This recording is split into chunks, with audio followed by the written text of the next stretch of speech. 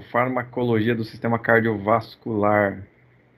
Cardiotônicos é o que a gente vai falar hoje. Tem outros medicamentos cardiovasculares, mas hoje a gente vai focar em cardiotônicos, tá? Bom, então, é importante dizer, tá? É uma informação interessante. 30% das mortes no Brasil tem relação direta com problemas cardiovasculares. Quando eu digo cardiovascular, não estou dizendo que é só do coração em si, né? Mas, lógico, muitas têm relação com o coração, sim, propriamente dito. Então, eu te pergunto, você já fez um check-up, você já sabe se está tudo ok? Tem feito exame de sangue, eletrocardiograma, né? Ecocardiograma, muitas vezes. Então, são exames importantes. Consultar o médico, manter ali um padrão de vida saudável, tentar praticar exercícios, não de uma maneira extenuante para você se tornar um superatleta, mas de uma maneira que você possa se movimentar e fazer a sua máquina girar e seu coração bater, distribuir sangue tudo certinho e você se manter. Já fez uma revisão rápida do sistema cardíaco? Então, geralmente quando eu vou falar de farmacologia do sistema cardiorrespiratório ou cardiovascular, você já sabe do sistema cardíaco. Então tem esse link aqui, ó, tá? Vou deixar aí para vocês. Printa essa tela, tá? Pega aí para você, acesse esse link que você vai para uma aula depois. E através desse link você vai para uma aula no YouTube que está pronta com uma revisão de sistema cardiovascular e respiratório, tá? Dá para você ficar lá se divertindo, indo, voltando para aprender isso, beleza? Então, falei o que eu devia falar dentro do conceito de revisão de anatomia, fisiologia elétrica rápida, bomba só de potássio. Agora vamos lá. Após rever o sistema, alguns conceitos importantes, tá? Então, débito cardíaco é um conceito super importante. Bom, na prática, isso aí, traduzindo na prática, ele é o tempo que o ventrículo esquerdo leva para bombear o sangue para a artéria aórtica. Basicamente isso. Então, isso é débito cardíaco, é o tempo que o ventrículo esquerdo leva para bombear o sangue para a artéria aórtica. Isso tem que acontecer de que forma? Rápida. Tá? Contraiu, puff, tem que subir o sangue. Certo? O ventrículo esquerdo contraiu, o sangue tem que ser distribuído pela artéria aórtica. Beleza? Basicamente, isso tem que acontecer de forma natural, fisiológica. Geralmente eu tenho edemas. Por quê? Porque eu tenho uma má distribuição do sangue para o resto do corpo. O que é pós-carga? Pós-carga é a resistência vascular que dificulta o bombeamento do sangue. Então, se houver qualquer resistência em algum vaso após acontecer a sístole, eu tenho ali o conceito de pós-carga feito. O que é que pode causar pós-carga? Uma obstrução em algum vaso importante. E vai causar o quê? Uma resistência vascular que vai dificultar o bombeamento do sangue. Tá bom? Pré-carga. E aí, o que é a pré-carga? Você tem a pós-carga e também tem a pré-carga. A pré-carga é a dificuldade do ventrículo de ejetar sangue. Tá? Específica dos ventrículos. Na pós-carga, você pode ter pós-carga atrial, você pode ter pós-carga ventricular, mas especificamente a pré-carga, ela vem da carga lá dos ventrículos, quando ele tem dificuldade de ejetar sangue e mandar. Então a resistência está nele, não está nos vasos especificamente. Beleza? Ele tem uma resistência na hora de fazer sístole e mandar sangue. O aumento de pressão está diretamente relacionado com o aumento de pós, como eu falei, e de pré-carga. Tá bom? Pré-carga é o ventrículo que está com dificuldade de fazer a contração e mandar. Não sobe por falta de força ventricular. Na pós-carga, não vai o sangue ou sente a dificuldade por estreitamento de vasos ou por alguma disformidade que os vasos oferecem. Os vasos oferecem a resistência. Sístole e diástole, acho que ficou claro para todo mundo, tá? O conceito eu expliquei. E aí vem essa parte aqui que é super importante. Galera, aqui é o seguinte. Tem a bomba só de potássio. Essa é a bomba cálcio, tá? Trifosfato de adenosina. Bomba CA-ATP. Na ausência de cálcio, a interação entre actina e miosina é inibida pela tropomiosina. complexo miosina-actina é dissociado pela ligação de ATP à miosina. Então vamos começar por aqui.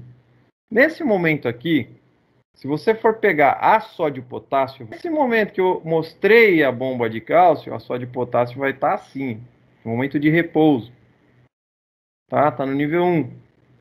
Beleza? Quantos impulsos elétricos estão em repouso, a musculatura não tem estímulo elétrico.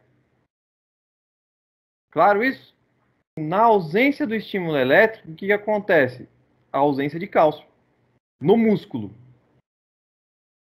Lá na bomba só de potássio, tá? Lá na bomba só de potássio, ausência de sódio. Então dá para você entender que na ausência de sódio, o cálcio também não se liga à actina e miosina no músculo. Agora vou só basicamente seguir com a ideia da bomba de cálcio. Se precisar, eu entro na de potássio. O que ocorre? A hidrólise, tá, do trifosfato de adenosina, que vocês sabem que trifosfato de adenosina é gerador de energia. Tá? A hidrólise do trifosfato de adenosina energiza a cabeça da miosina. Tá? Quando vocês viram, acho que na aula de músculo esquelético, de movimento, de cardio também, vocês viram essa relação actina-miosina. O cálcio liberado pelo retículo sarcoplasmático, sarcoplástico aqui é a região onde você tem a membrana muscular, tá? O cálcio liberado pelo retículo sarcoplasmático se liga à troponina C, então você tem uma ligação, tá, de cálcio que vai ligar a actina e a miosina. Então, isso resulta em uma alteração conformacional da tropomiosina, permitindo a ligação da miosina com a actina. A ligação entre actina e miosina faz com que as fibras musculares se contraiam. Aqui, lá na bomba só de potássio, não tinha sódio. Aqui, começou a abrir os canais de sódio lá na bomba só de potássio.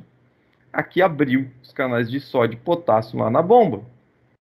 Fazendo com que? Fazendo com que houvesse a passagem de trifosfato de adenosina nessa região e a liberação de cálcio para fazer a ligação através desse estímulo elétrico que foi dado na musculatura, para fazer essa ligação entre actina e miosina e formar a contração muscular. Só foi usada como energia, fez a ligação. As outras duas, duas foram usadas. Uma delas foi embora, uma delas decaiu.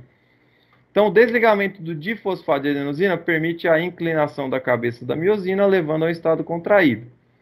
Vai terminar a contração quando? Quando o cálcio, tá? Na ausência de cálcio, a interação entre actina e miosina é inibida. Então, quando o cálcio decair também, aí acaba a contração. Interações vistas resumidamente. Então, você entendeu o quê? Que a bomba cálcio e trifosfato de adenosina tem uma relação com a bomba só de potássio e ainda existe uma terceira relação, que é a adrenalina. A adrenalina faz o quê? A adrenalina faz com que teus músculos usem mais glicose nos canais beta-adrenérgicos. Então, na aula anterior, na parte de neuro, eu falei um pouco sobre os potenciais de adrenalina como neurotransmissor. Ele estimula o quê? Estimula contrações e velocidade, tá? Fazendo com que a glicose seja utilizada de maneira ampla. Quando você tem a adrenalina sendo usada pelos canais beta-adrenérgicos, você tem uma maior contração. Basicamente, quando a bomba cálcio e trifosfato falha, ou bate errado, ou de alguma forma tem algum problema, e a bomba sódio-potássio tem ali suas falhas, a adrenalina acaba sendo ali um compensador de carga. O que é insuficiência cardíaca? Qual que é a principal doença que eu vou usar cardiotônico? O que é cardiotônico? Cardiotônico é um medicamento que vai dar o quê? Melhor tonificação ou melhor função do tônus muscular do seu coração. Qual que é a doença que tem ali a disfunção cardiotônica? Que vai dar distonia no teu coração? A insuficiência cardíaca. Tá bom? Então, a insuficiência cardíaca é o principal tema para eu poder usar um cardiotônico, tá? Então está aqui a definição de insuficiência cardíaca, a disfunção progressiva da contratilidade do miocárdio. Então você tem o quê? Uma dificuldade, portanto, de fazer sístole. E essa dificuldade pode acontecer nos átrios, nos ventrículos ou no coração de forma generalizada. Em alguns casos, pode ocorrer devido à disfunção contrátil provocada por cardiomiopatia idiopática, ou seja, você tem ali uma doença do miocárdio, coronariopatia, seria uma doença na parte externa, na parte de condução, por hipertensão sistêmica crônica, basicamente, problema ali nos vasos arteriais, e cardiopatia valvar, por problemas ali de sopro, refluxo das válvulas. Quais são os prejuízos que uma insuficiência cardíaca pode te causar? De qualquer ordem dessas que eu mostrei, quais são os prejuízos? Então, A. Primeira coisa, pode desregular a homeostasia do cálcio. Ou seja, o cálcio distribuído para o seu corpo, ele pode ficar desregulado. B. Alterar os elementos contráteis pela síntese de proteínas disfuncionais. E aí o batimento fica irregular, as arritmias começam a aparecer, as arritmias elas vão deixando seu coração cada vez mais irregular e lento, tá? Outra coisa, outro problema, alterar a transdução do sinal de receptores adrenérgicos. Quando você tem alteração da transdução dos sinais dos receptores adrenérgicos, você não tem uma boa condução da função de adrenalina no seu coração. É como se a adrenalina fosse lançada na corrente sanguínea, você provocasse o estresse, o ritmo cardíaco fosse para uma subida, para fazer a compensação, mas depois ele para. Sinais e sintomas que você vai ter na insuficiência cardíaca. Então você vai ter taquicardia. Por que aparece a taquicardia? Igual eu expliquei, teu coração não está bombeando adequadamente, tem algum déficit, ele vai tentar compensar. Quem acaba dando a taquicardia é o estímulo adrenérgico, tá? Ou, muitas vezes, a hipertensão acaba fazendo com que haja ali a pós-carga, igual vocês viram, e aí você tem taquicardias ali irregulares, tá bom? Outros sinais e sintomas, você vai ter uma diminuição da tolerância a exercício e esforço, basicamente você vai se cansar muito fácil só de subir uma escada ou fazer qualquer outra coisa, você vai ficar muito intolerante a isso, tá? Seu cansaço vai ser assim um cansaço monstruoso para fazer qualquer coisa. E vai começar depois a apresentar dificuldade respiratória. Por que a dificuldade respiratória? Você começa a apresentar dificuldade respiratória porque o que conduz o oxigênio para o teu sangue, o que conduz o oxigênio para o teu corpo é o sangue. Através do quê? Através do bombeamento. Se o bombeamento está irregular, o oxigênio não chega nas periferias. Então você vai ter a impressão de que quanto mais você respira, você não consegue pegar oxigênio. Você vai ter aquela impressão de sufocamento. Ficou claro aí o problema?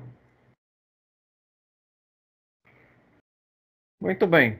Devido a também dificuldade de fluxo sanguíneo, você começa a acumular líquido nos espaços intersticiais e também nas regiões de vasos linfáticos. E aí você começa a ter edemas periféricos por todo o seu corpo. Ok? Aí outro problemão aqui, ó. Você começa a ter edemas periféricos por todo o seu corpo. Fica com o pé inchado, fica com a mão parecendo um pão. Certo? E você tem também edemas pulmonares aí que vão causar problemas sérios, os cardiotônicos, tá? Então, os fármacos que vão tratar isso são basicamente os agentes inotrópicos positivos, como, por exemplo, os glicosídeos cardíacos, que aumentam a força de contração do músculo cardíaco. Então, glicosídeos cardíacos é um tipo, uma classe medicamentosa que aumenta a força de contração do músculo cardíaco. Os glicosídeos vão aumentar a força do miocárdio, tá? Em algumas situações, fármacos que não atuam diretamente no músculo cardíaco podem ser usados. Então, quando você está precisando de uma força extra, você usa um específico, que seria um glicosídeo, e um inespecífico, tá bom? Por isso que quando você vai ver trabalhar com um cardiopata, eles tomam várias medicações, porque eles não têm só problema no coração em si, muitas vezes eles já têm problemas refletidos para os vasos adjacentes arteriais, ele já tem problemas pulmonares refletidos, então o camarada ele toma 8 medicações diferentes em vários períodos durante o dia, 4 vezes ao dia, tá? Então às vezes você toma um medicamento específico e alguns inespecíficos para poder ter ali, vou ser bem prático com vocês, tem um tapa aqui, descobre ali que vai fazendo ali o quê? Que vai fazendo algumas compensações tanto no coração quanto aos seus órgãos adjacentes ali, tá bom? Muito bem.